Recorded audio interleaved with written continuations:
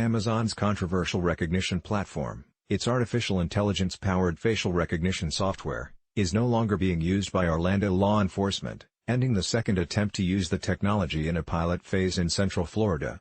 The reason: the city didn't have the necessary equipment or bandwidth to get it properly running and never once was able to test it live.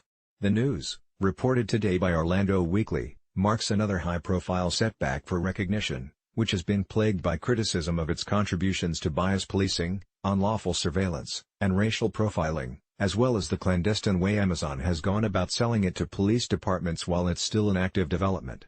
The use of Rekognition by law enforcement first came to light in May of last year, thanks only to documents obtained and made public by the American Civil Liberties Union of Northern California.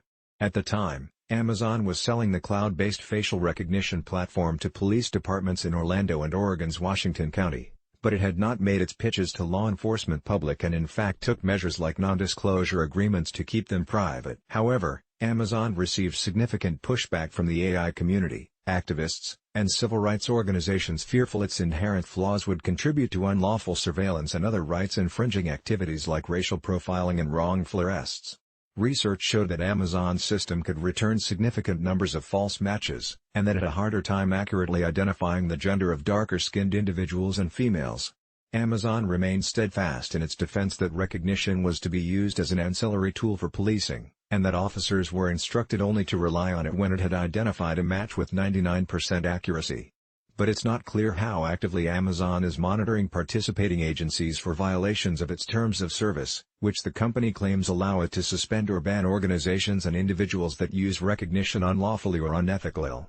The company said last year that it would continue to sell the software to U.S. law enforcement, despite significant criticism from both outside and within the company. Critics included employees, shareholders, and prominent AI researchers.